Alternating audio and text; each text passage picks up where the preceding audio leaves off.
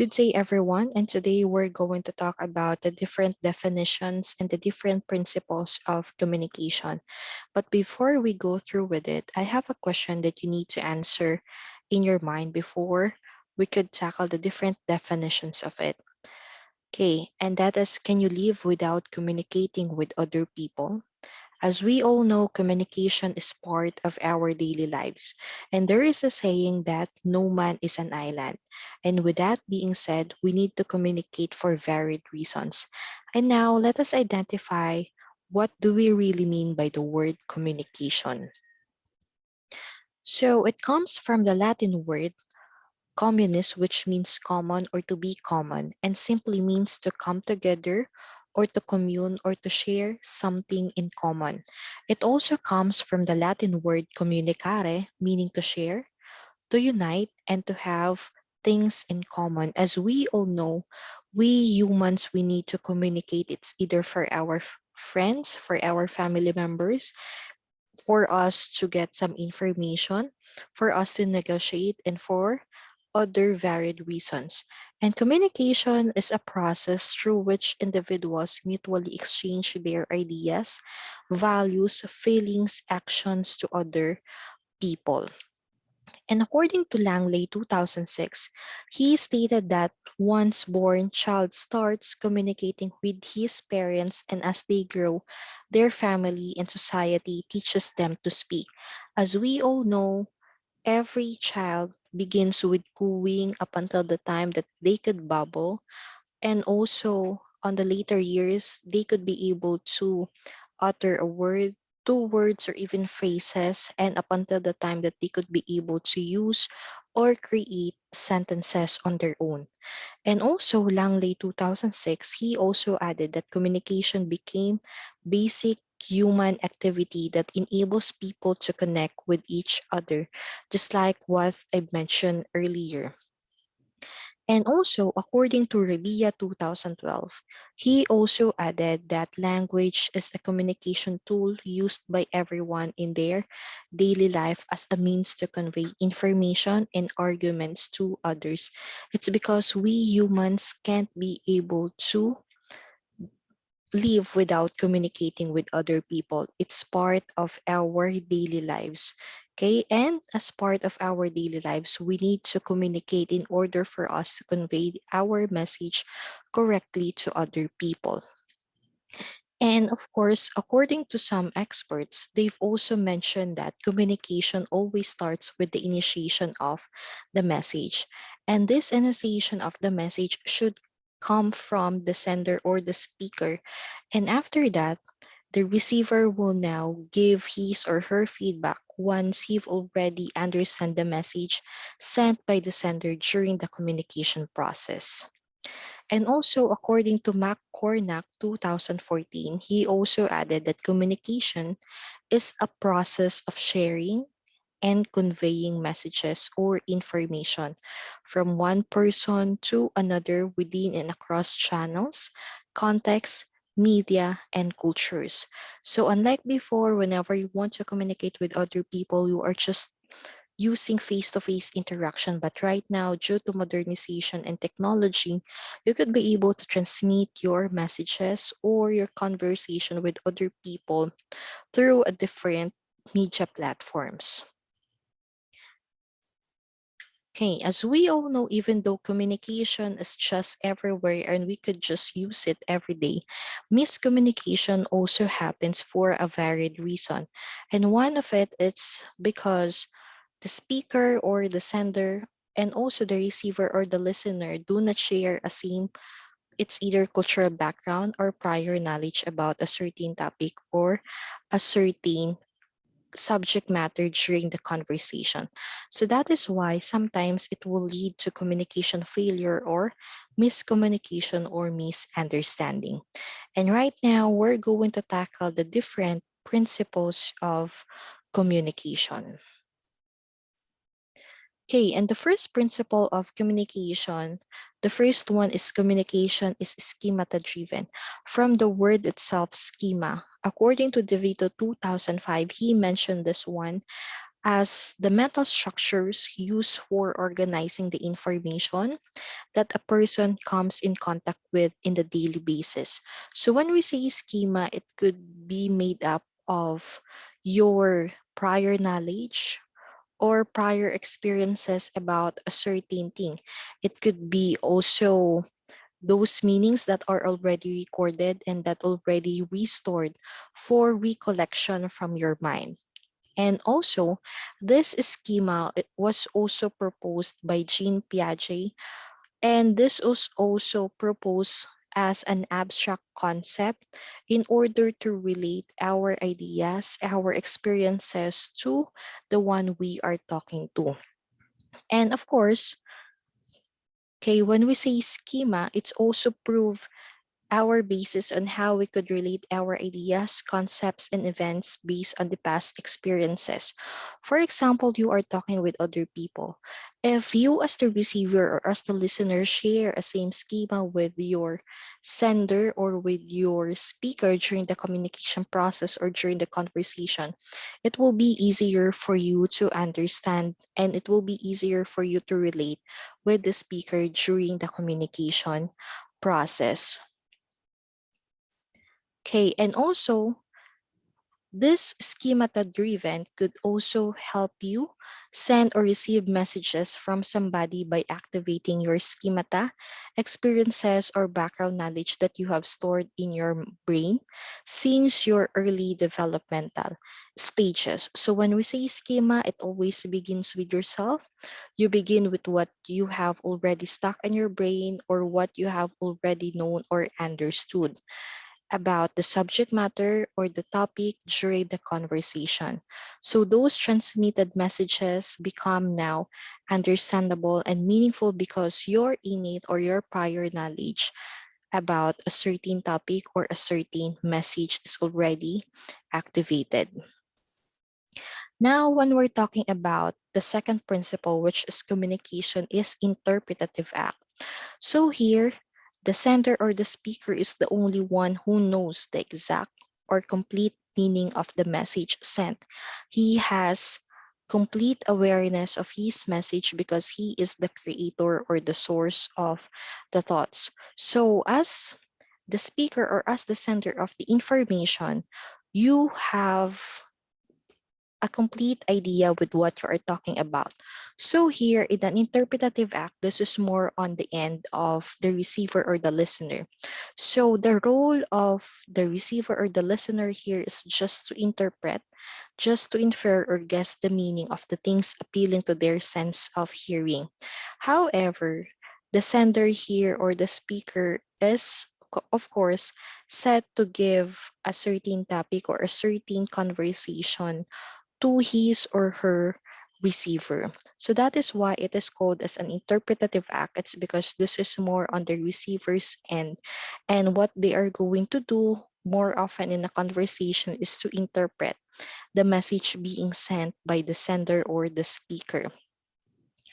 Now, let's go through to the third principle of communication. And this is what we call communication is active, powerful, and forceful. So, as we all know, communication is said to be active because messages have different impacts on all its participants in any communicative event. And of course, it is powerful and forceful for it elicits different meanings or reactions, and these messages are prone to changes.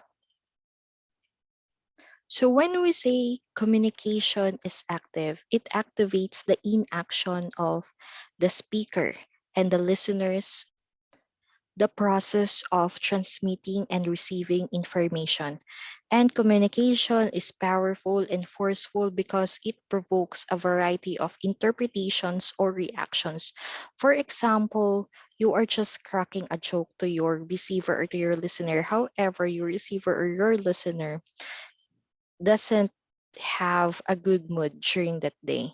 And for them, they would interpret it differently.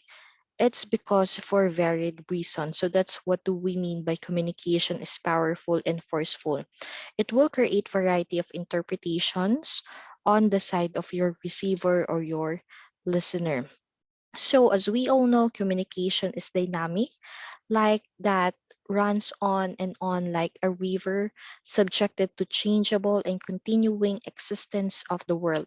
And in the word communication, nothing is permanent or stable, especially the interpretation of your receiver or your what we call the listener. Now let's go through to the fourth principle of communication, and that was what we call communication as symbolic. So here in the communication is symbolic. Communication is symbolic can be seen more on as the symbols, the signs, marks, letters, graphs, pictures, and more on non-verbal communication. So for example, you go into the mall and then you could be able to identify that certain restroom is for the girls or for the boys whenever you've seen a certain signages outside. So from that, we could be able to identify that communication is symbolic. This is more on the use of gestures, nonverbal communication, facial reaction, voice quality to stand for the ideas that you want to express. And of course, when we say the fifth principle, communication always result in something. So there will be other persons participating in a conversation or in a communicative act. And of course, the first one or the sender or the speaker is the one who initiates and expresses the idea. However, the other one is the one who reacts or responds to the message. So for example, you want to buy a bulk order to a certain reseller. Let us just take it as an example. So whatever the result will be, it has always a result.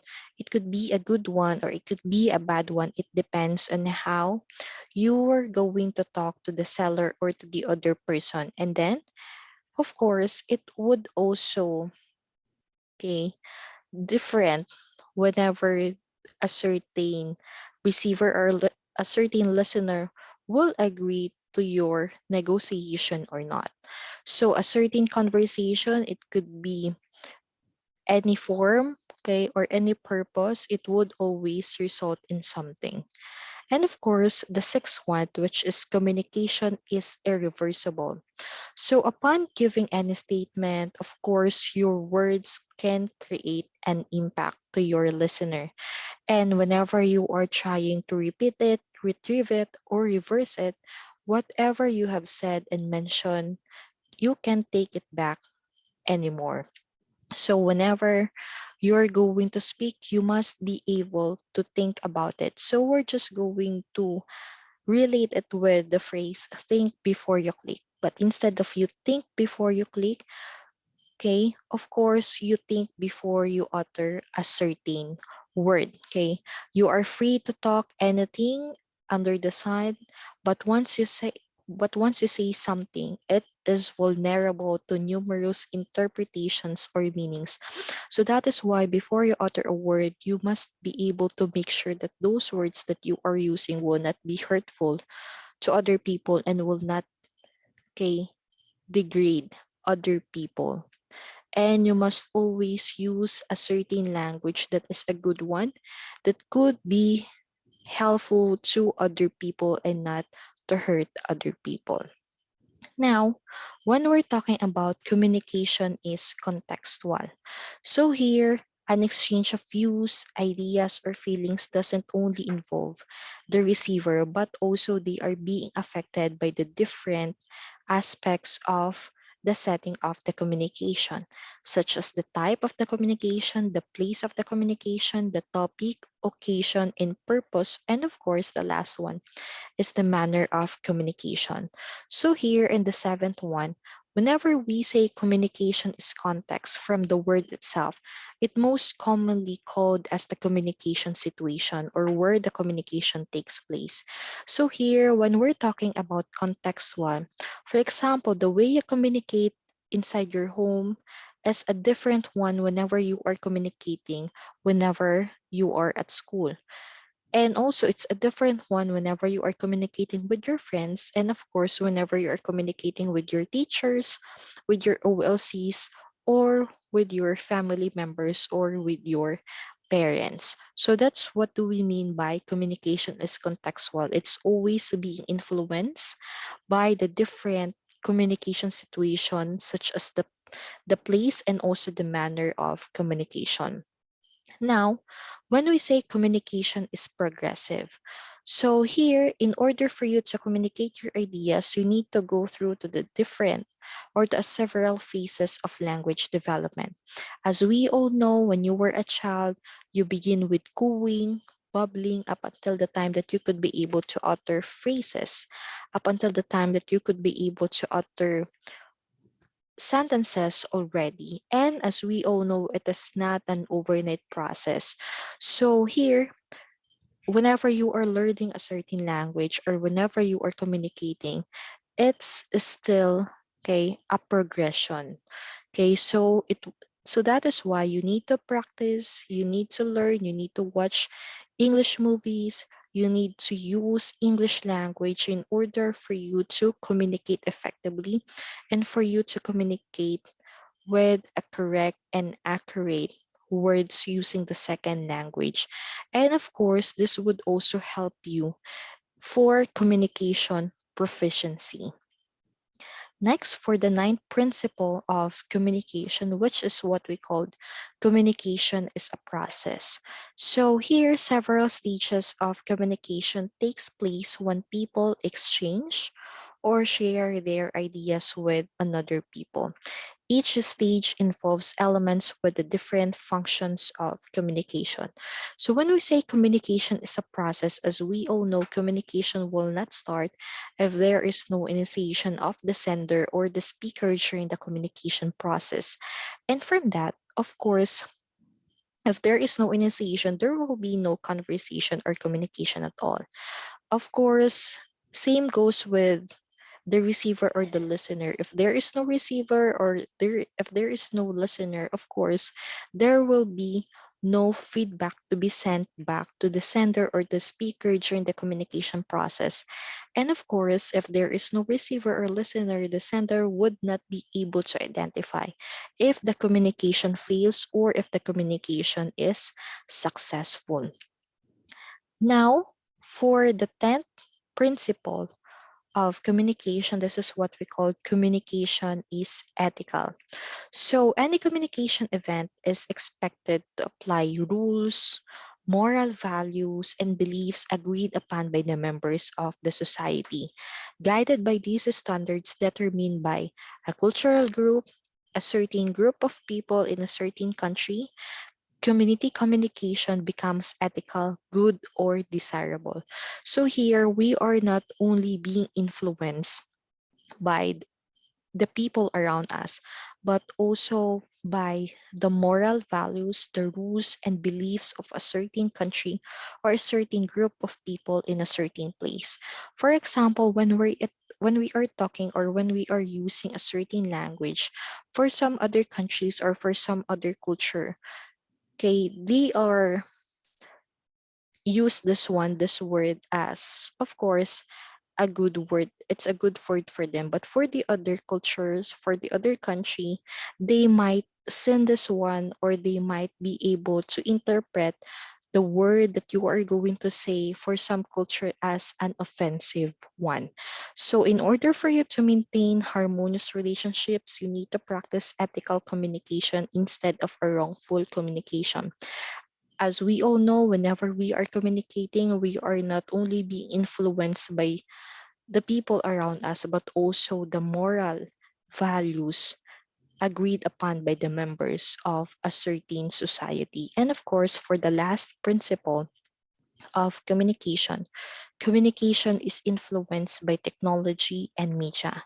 So, whenever you use modern electronic communication devices such as phone, tablet, desktop, laptop, and of course, with the use of different media, we could be able to communicate with other people, unlike before that you must communicate with them through face-to-face interaction. However, due to modernization and influence of technology and media, you could be able to browse some news in the internet, could be able to have online magazine or online newspaper so that you will be updated. So unlike before, whenever you want to watch a certain program, a certain news program in a television, or you want to hear it in a radio, you must done it in a specific time. However, right now you could be able to revisit it in the YouTube, Facebook, Instagram. You could also be updated in the Twitter and many other platforms, and also with the use of the different electronic devices. So earlier we've discussed about the different definitions of communication, and also we've had our principles, which is the first one is the schemata driven. The second one, this is what we call as an interpretative act. The third principle is communication is active, forceful, and powerful. The fourth one is communication is symbolic. And the fifth principle is communication always result in something. The sixth one is communication is irreversible. The seventh one is communication is contextual. Number eight is communication is progressive. Number nine, communication is a process. Number 10, communication is ethical. And last, for the principle is communication is influenced by technology and media. So those are the different principles and definitions that we've already discussed today. And I hope that you've learned something from our lesson for today. And thank you for listening in our discussion. And I hope that we could also see you in our next virtual class session. And bye-bye everyone, and have a nice day.